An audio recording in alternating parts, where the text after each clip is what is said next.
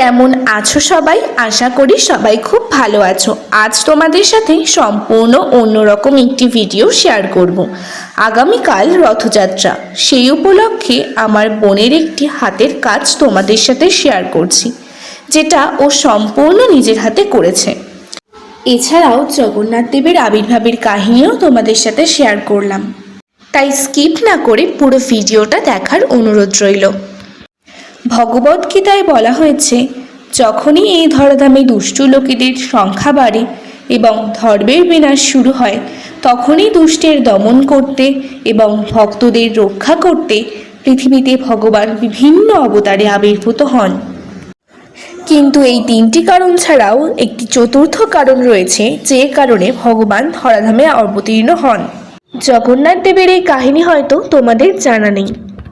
জগন্নাথ দেবের মন্দির পুরীতে অবস্থিত, তাই এটি জগন্নাথ পুরী নামে পরিচিত। এই গল্পের মুখ্য পাত্র রঘুদাস, যিনি জগন্নাথ দেবের সবথেকে প্রিয় ভক্ত ছিলেন। এখানে প্রায়শই বিভিন্ন অলৌকিক ঘটনা ঘটে থাকে। তিনি জগন্নাথের মন্দিরের সিংহদুয়ারের কাছেই থাকতেন। তিনি রামচন্দ্রেরও বড় ভক্ত ছিলেন। একদা তিনি যখন জগন্নাথ মন্দিরের গর্ভগৃহে গেলেন, তখন একসাথে রাম, লক্ষ্মণ এবং মাতা সীতার দেখা পেলেন।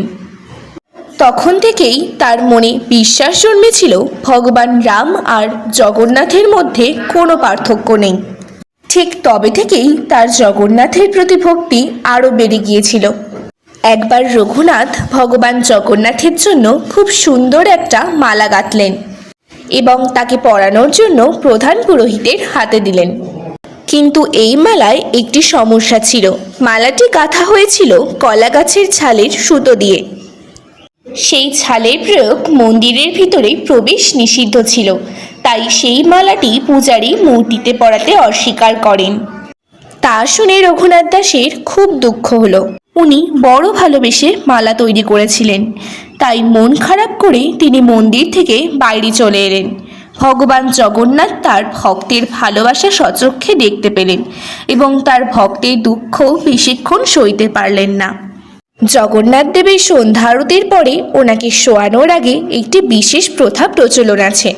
যখন পুরোহিত শৃঙ্গার করতে গেলেন, তখন একটি আশ্চর্য ঘটনা ঘটল। পূজারী ভগবানের মূর্তিতে ফুল দিয়ে সাজাচ্ছিলেন, কিন্তু একটি ফুলও ভগবানের মূর্তিতে না থেকে মাটিতে পড়ে যাচ্ছিল। বারংবার চেষ্টা করেও পূজারী ফুলের শৃঙ্গার করতে অসমর্থ হচ্ছিলেন। তাই দেখে সব পূজারীরা চিন্তায় পড়ে গেলেন। পূজারীরা সবাই প্রতিজ্ঞা করলেন, যতক্ষণ না পর্যন্ত জগন্নাথ দেব নিজে তাদের ভুল ধরিয়ে দেবেন, ততক্ষণ তারা কেউই জলস্পর্শ করবেন না।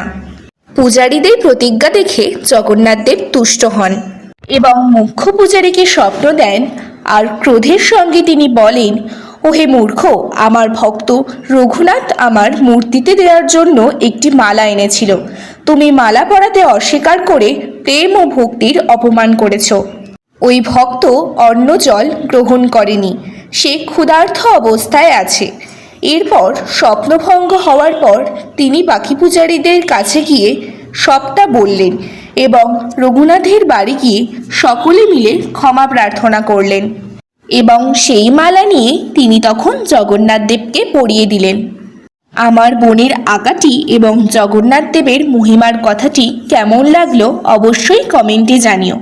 ভালো লাগলে অবশ্যই একটা লাইক ও শেয়ার করে দিও। জগন্নাথ দেবের চরণে আমার শতকোটি প্রণাম। সবাই ভালো থেকো, সুস্থ থেকো। সবশেষে সকলকে জানাই রথযাত্রার আগাম শুভেচ্ছা। জয় জগন্নাথ, জয় জগন্নাথ, জয় জগন্নাথ।